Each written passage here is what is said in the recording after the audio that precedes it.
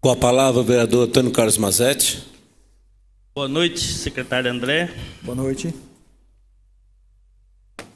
Essa noite aqui foi falado até em campanha antecipada, mas eu vou deixar uma coisa clara. Eu, da minha parte desse vereador, eu não quero fazer campanha antecipada nem para A, nem para B, nem para C, inclusive para meu partido. Eu tenho algumas perguntas para fazer. Podia ser o secretário, seria qual secretário que fosse, podia ser quem o prefeito que fosse.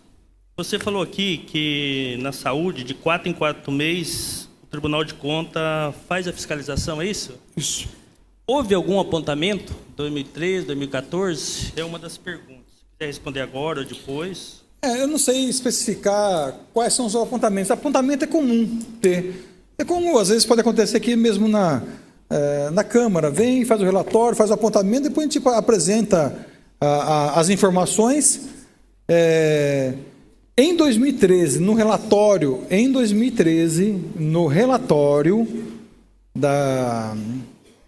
do Tribunal de Contas, não houve nenhum apontamento na saúde. Nenhum, 2013. O que tem que acontece, assim como aqui os senhores sabem, tem os apartados às vezes. Então, todos os contratos de maior relevância são apartados. Quais são os contratos de maior relevância da saúde? Santa Casa e UPA. Então, aí eles fazem os questionamentos, nós respondemos, tanto Santa Casa quanto da UPA, mas é basicamente isso. Agora, apontamento de ordem orçamentária, contábil, pessoal, nada nesse sentido. Até mesmo em questão de horas extras, nós somos muito rigorosos lá, até as meninas sabem aqui quanto que eu sou rigoroso a questão de hora extras. Primeiro tem que ter o despacho autorizador para depois autorizar. Tirando esses apartados que se cria, não houve nenhum apontamento nas contas da prefeitura em relação à saúde. Eu também não poderia deixar de estar fazendo alguma pergunta a respeito de dengue. Uhum. Uma coisa que eu acho que todo mundo sofreu, a população oriense. Vários parentes meus, minha família também. Eu e 3 vezes ao UPA, algumas pessoas me chamaram. E conversava muito com os enfermeiros, com os médicos lá.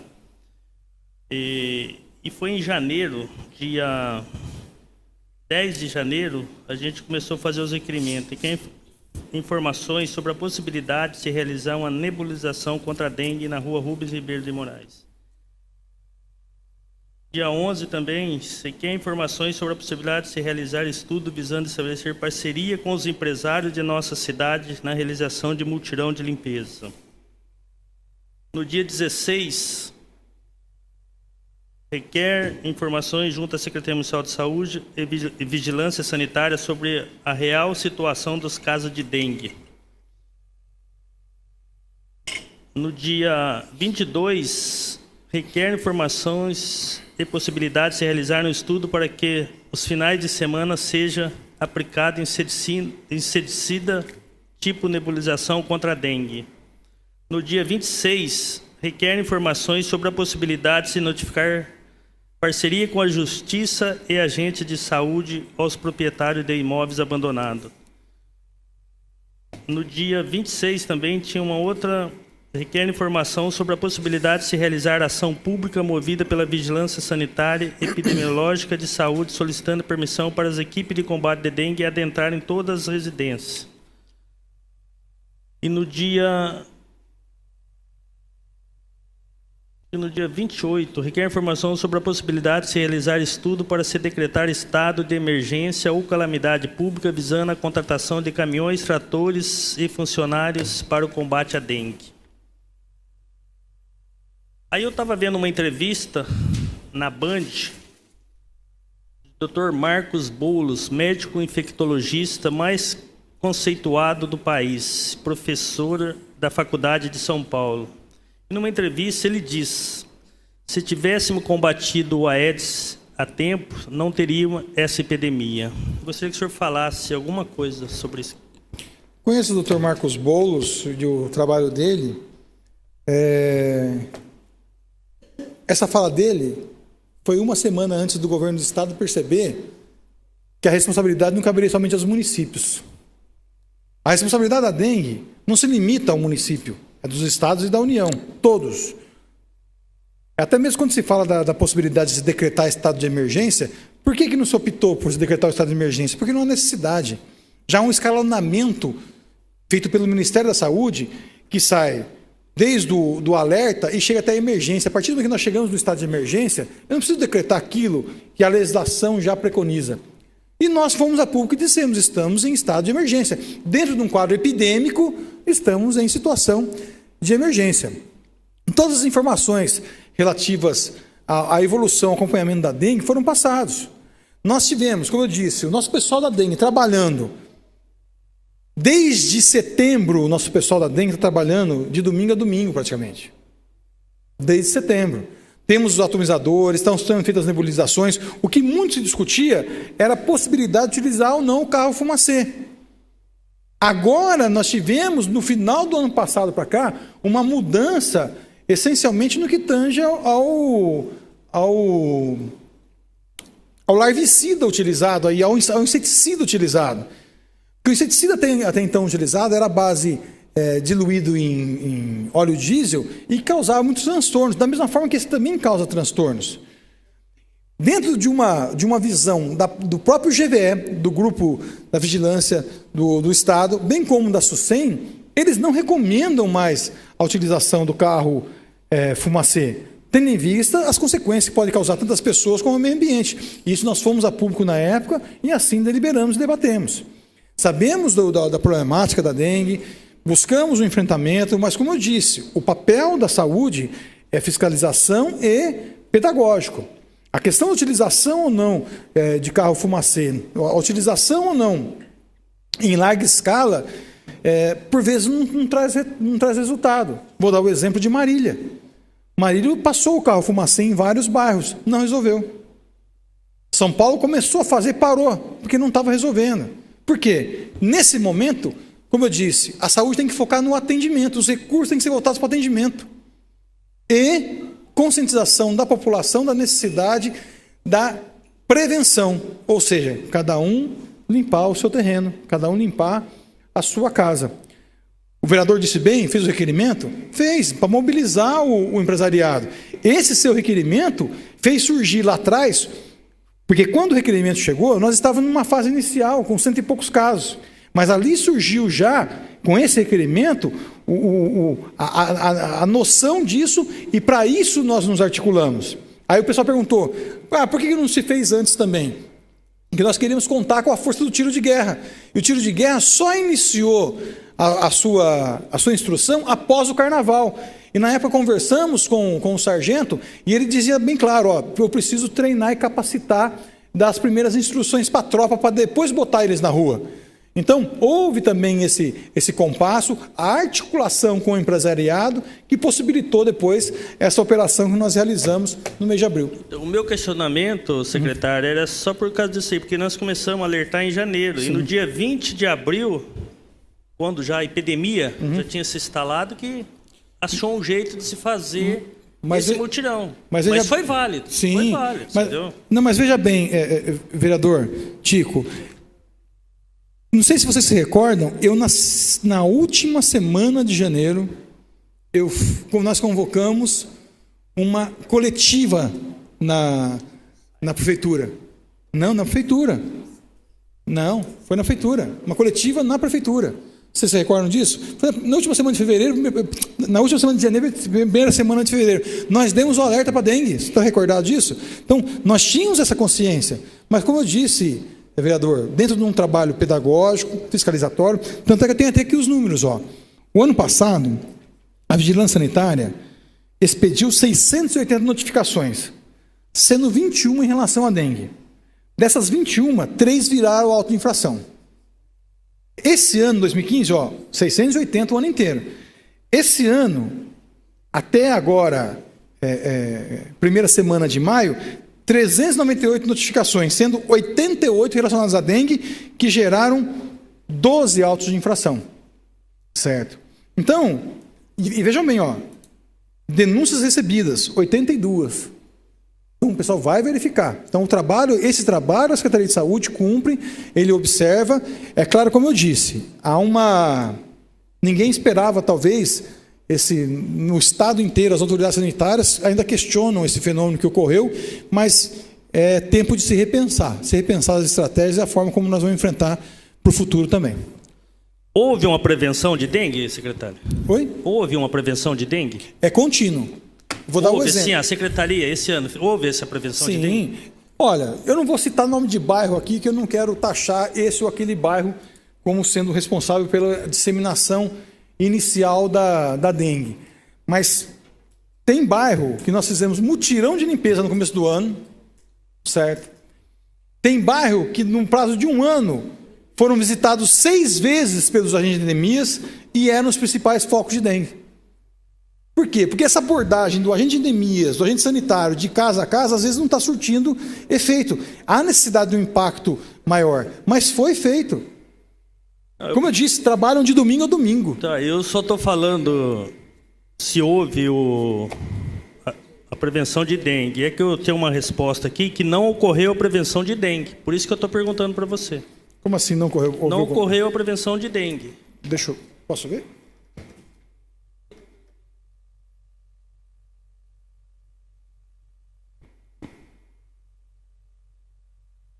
Ah, não. Veja bem, a leitura aqui é no contexto. Ó. Houve prevenção? Se não houve, qual foi o motivo?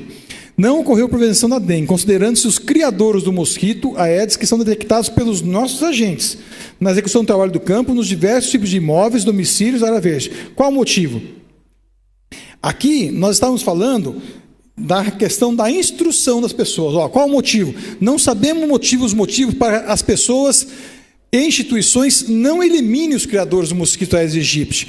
O que quer dizer? Aqui nós estamos respondendo que as empresas e as pessoas, eles não fizeram a prevenção, não nós. Aqui está falando, ó, que são detectados pelos agentes. E eles instruíram. Não é que nós não fizemos a prevenção, fizemos sim. É bem claro, né? Não ocorreu prevenção. Por isso que eu estou te perguntando. Sim, eu entendo, tá? Vereador. Por isso que eu estou falando que tem que ser lido no contexto total. Tudo bem. Eu tive no UPA e peguei alguns dados na UB da São Luís e do UPA. Em janeiro, não sei se tem os dados ou se bate mais ou menos com isso. Em janeiro foram 1.060 casos. Não. Fevereiro, 1.891. Março, 2.310. O que eu quero dizer aqui, eu acho que é no bruto, entre exame... Não, na verdade... Na UBS da São Luís, fevereiro de 2015, 542. Março de 2015, 1.562. Em abril de 2015, 1.382. São 542 atendimentos. Isso em fevereiro, na UBS da Vila São Luís. Atendimento de casos suspeitos. Casos suspeitos. Isso não quer dizer que é dengue. Eu estou falando entre sim, total. Sim. Daria só ali do UPA isso, eu daria um total de 8.747. Março, 1.562. Abril, 1.935. E maio, 643, até o dia 15. Mas, para você ter uma ideia, como eu falei, nós tivemos, por exemplo, semana passada, dia que a unidade teve 3 atendimentos, nenhum era dengue. Então, muitas vezes o atendimento, a pessoa vai lá, busca o atendimento, mas não tem nada a ver com a epidemia de dengue. Eu até acho que o que o Vadinho falou, que você precisava vir uma outra oportunidade aqui, nem que fosse ali, porque olha, eu tinha várias perguntas a fazer, mas devido ao horário não vai dar tempo, mas eu queria fazer umas 2 perguntas. Como que está a estrutura, o funcionamento da vigilância epidemiológica e por que não colocar um médico para integrar na equipe médico visão dinâmica? Com esta epidemia só tinham 18 funcionários. Na verdade, quando iniciou o ciclo epidemiológico, nós estávamos com 24 funcionários. Aí contratamos mais 10 auxiliares de serviços gerais para auxiliá-los nesse trabalho naquele momento. Não quer dizer que a equipe estava mal dimensionada, porque o trabalho de campo foi feito o ano inteiro. Como eu disse, ninguém aqui pode negar que não vê esse pessoal trabalhando por aí ou visitando as casas. Então, o trabalho preventivo, o trabalho da saúde foi realizado. Vamos aprimorar? Vamos aprimorar. Tanto foi aquilo que eu me comprometi e comuniquei o presidente que na semana que vem será enviado... nós vamos encaminhar o projeto de lei que já visa essa nova reestruturação. Há o respaldo, sim, nós temos médico infectologista que dá orientação, a capacitação contínua desse pessoal. Isso eu posso dizer que na saúde é onde mais os servidores são capacitados. Sempre temos reuniões de capacitação, nós temos o núcleo de educação permanente, nós temos palestras realizadas em parceria com a GVE e o pessoal da SUSEM, ou seja, capacitação sempre buscamos, eles sempre têm. E vamos reestruturar agora com esse projeto de lei que encaminharemos para cá. Secretário, antes era PSF, agora é Estrutura Familiar da Saúde. Estratégia. Estratégica da Família, né? Do governo federal. Como que está funcionando, assim, essas estruturas? Eu, na verdade, desde quando assumi a Secretaria de Saúde, é um compromisso meu de ampliar a estratégia de saúde da família. Eu acho que é uma estratégia que dá certo. Ela foi criada, na verdade, no início dos anos 2000, quando então era o ministro José Serra, ministro da Saúde. Na verdade, ante o que foi observado em outros países, quantos resultados positivos essa estratégia assim trazia. No primeiro momento era o Programa Saúde da Família, aí com a portaria 2488 se definiu como política, como estratégia de saúde da família, não só as unidades de saúde da família, tem o NASF também, Núcleo de Apoio à Saúde da Família, tudo aquilo que estará contemplado dentro da nova proposta que nós encaminharemos para a Câmara. Mas é a diretriz, vereador Tico, a estratégia de saúde da família é a diretriz que a atenção básica deve seguir. Secretário, o UPA com a Santa Casa, no caso de internação, vocês têm conversado com os médicos do UPA, com os médicos da Santa Casa? Eu vou até em cima disso, eu já vou falar o porquê que eu estou falando isso, porque eu presenciei uma vez lá no UPA, os médicos lá avaliaram uma pessoa e precisava ir para a Santa Casa. E ele estava tendo umas dificuldades. Então, é por isso que eu estou fazendo essa pergunta. Eu gostaria que se vocês conversem, se tem um bom relacionamento. Não, o relacionamento com a Santa Casa é muito bom. O que acontece? Nós temos uma ata de referenciamento. E essa ata de referenciamento determina que, a critério do médico, se ele entender que tem que ser feito um encaminhamento para a Santa Casa, para a internação, ou um atendimento diferenciado entre os equipamentos que existem na Santa Casa, isso deve ser feito. Só que, às vezes, nós lidamos com profissionais dos dois lados, podem existir entendimentos diversos. O que eu peço nessas situações? E esse é o papel do gestor. Como eu disse, nós não somos onipresentes, nós não estamos em todos os cantos ao mesmo tempo. Tem que ser registrada a ocorrência e encaminhada para a secretaria. Se porventura qualquer ocorrência, e é aquilo que eu digo sempre, às vezes o pessoal fala assim, eu fui lá, não fui atendido, isso e aquilo. Nós temos a ouvidoria para isso. Eu preciso ficar sabendo.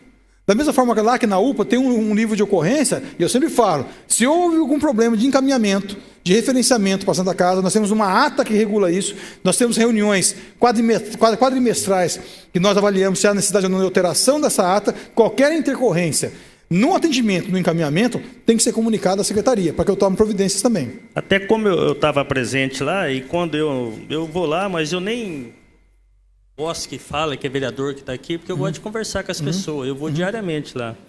E até eu tentei intervir lá, falei que se fosse preciso eu ia ligar para o presidente da Santa Casa, Celso, até o médico ainda falou assim, nem nós estamos conseguindo, como que você vai conseguir? Mas eu nem me identifiquei nada, depois eu consegui falar lá e deu certo. Agora, uma outra coisa que eu queria falar, secretário, de todo secretário que passou na Secretaria aí da Saúde, você foi um dos que está trabalhando, pelo menos nas previsões, com um dos maiores orçamentos, comparando, por exemplo, 2014, uma previsão de 76 milhões, é isso, secretário? Sim. Na gestão do prefeito Toshio Sato, 2012, uma previsão de 241 milhões, em torno de 61. Esse montante ainda é insuficiente para a demanda de Ourinhos? não só para a demanda de Ourinhos, como de todo o Brasil. E cada vez mais que os demais entes federativos não contribuírem para o financiamento da saúde, cada vez mais os municípios vão aplicar. Porque nós temos, por exemplo, repasses, vamos supor um repasse federal ou estadual, que faz 8, 9 anos que não reajusta 1 centavo. E quantos medicamentos, insumos, honorários não evoluíram em todos esses anos? Em 2012, nós não tínhamos UPA, SAMU funcionando. Olha o quanto isso cresceu no nosso orçamento. E o impacto é evidente. Nós saímos de uma média de gasto de 20%, 21%, para 23% e agora 25%. E isso não é simplesmente pelo fato de estar investindo mais em saúde, mas também pela falta dos demais entes federativos e também contribuírem no financiamento da saúde. Como todos nós sabemos, a conta sobrando para o município. Os impactos com gasto com o pessoal, tanto é que é uma proposta. Há uma proposta séria dentro do Congresso Nacional para se alterar a lei de responsabilidade fiscal para tirar os profissionais exclusivos da saúde e da educação do limite de gasto com o pessoal.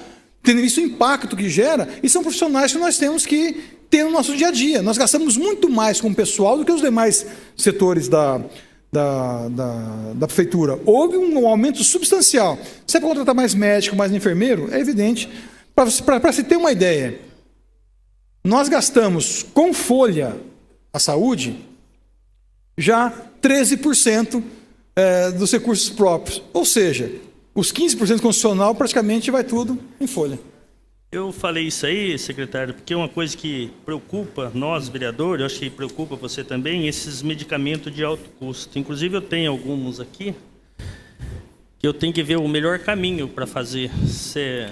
Existe um protocolo estabelecido pelo governo do Estado, leva-se os documentos lá na nossa diretoria de assistência farmacêutica, na nossa assistência farmacêutica, com os documentos necessários, preenche todos esses documentos e encaminha-se para o Estado. O programa de medicamento de alto custo é de responsabilidade do Estado, nós apenas somos a porta de entrada para encaminhar esses documentos e depois os medicamentos são destinados e nós dispensamos. E como são negados também, por isso que eu estou falando. Às vezes é negado. É negado aqui, que é o caminho que tem que ser ajustado. Às vezes acontece principalmente... Nós estamos com alguns problemas hoje relacionados a medicamentos de diabetes. Aqui são medicamentos que são negados. Né? Aí, é aquela questão, não compete ao município. Se o município for arcar também com os municípios de alto custo, aí fecha porque não tem como suportar. Nossa, vai passar de 30%, não tem como. E para encerrar, secretário, eu gostaria de fazer a última pergunta aqui sobre os diabetes. Alguns médicos, eles estão passando os medicamentos que é de primeira linha. Eu sei que é uns medicamentos caros. Eu sei que está muitos prefeitos, inclusive da UMS, eles querem que até troque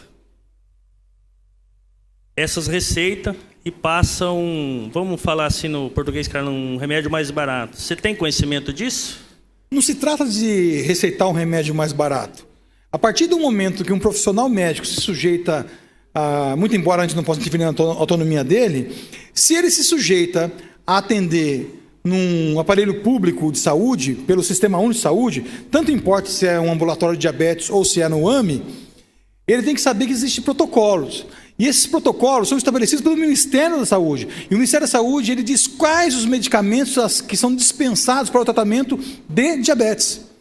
Aí, de repente, nós nos deparamos com uma gama infindável de pacientes que são atendidos por um profissional que receitam medicamentos diversos daquele preconizado pelos protocolos do Ministério da Saúde. O que isso acaba gerando? Demanda judicial.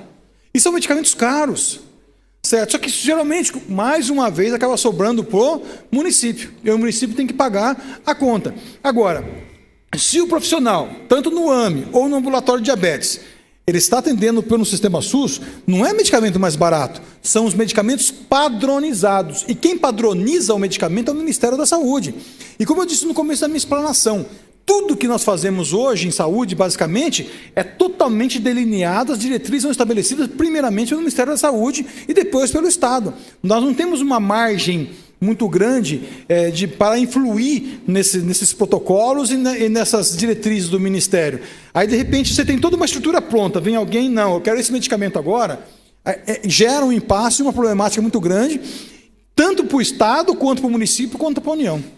É que esse medicamento, secretário, ele evita fazer e a diálise, a pessoa ser internado, entrar em coma. O senhor tinha conhecimento disso, então? Da mesma forma que existe o argumento do profissional para dizer que há digamos assim, essas benesses, há uma série de argumentos de outros profissionais médicos também que defendem a padronização estabelecida pelo Ministério hoje. E enquanto o Ministério não altera essa padronização, eu tenho que obedecer o que o Ministério determina. Se porventura, e foi aquilo que eu já respondi e me manifestei em provocação, que até mesmo o endocrinologista fez ao Ministério Público. Façam gestão, dentro do grupo de classe deles, tem a Sociedade Brasileira de Diabetes e Endocrinologia, façam pressão no Ministério para que eles alterem o protocolo, para que ele altere o medicamento padronizado. Não impor ao município aquilo que o município não tenha a capacidade de fazer. Há toda uma estrutura a ser alterada. Muito embora eu entenda a autonomia do profissional, que porventura ele possa indicar esse medicamento como mais adequado ou mais qualificado, mas em contrapartida também há toda uma estrutura dentro do sistema de saúde, dentro do Ministério, que defende o medicamento padronizado e diz, antes de partir para isso, vem para o padronizado, que muitas vezes não há necessidade de utilizar esses medicamentos também que são indicados. Eu até gostaria mais alguma coisa, mas eu vou esperar você numa nova oportunidade para a gente estar debatendo sobre isso aqui.